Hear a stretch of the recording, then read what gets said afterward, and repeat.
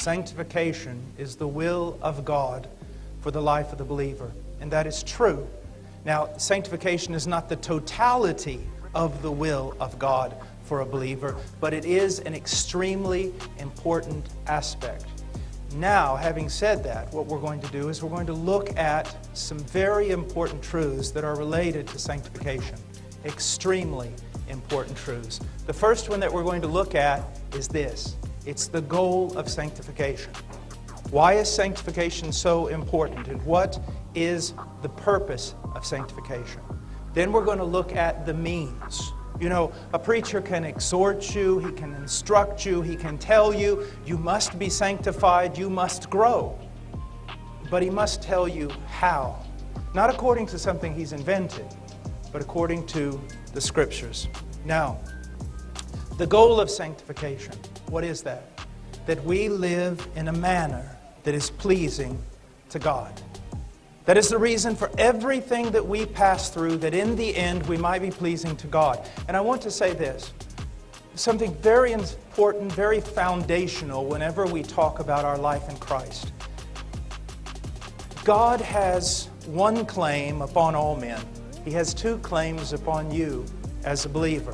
One, He created you. Now, I want you to think about something. The things that you make, you're very zealous about those things. They belong to you. He made you, so He has a claim upon you. But now an even greater claim, He redeemed you. Not with the blood of goats or lambs, not with all the riches of heaven, but He redeemed you with the blood of His dear Son. So He has a great claim upon you.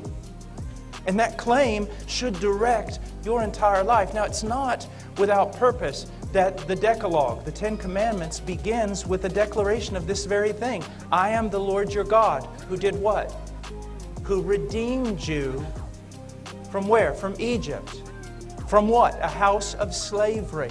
And then He goes on to give the commandments. Do you see that? He draws His claim in on them. I'm God, which means I'm Creator, but also I redeemed you from Egypt. So now therefore walk this way.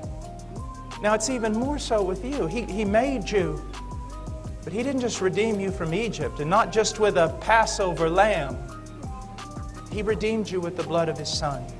And that is a great claim upon you. It's a claim, though, that it's not a drudgery. It's a claim we boast in, that He made us, and we now belong to Him. And the desire of our heart should be to walk with Him, to please Him.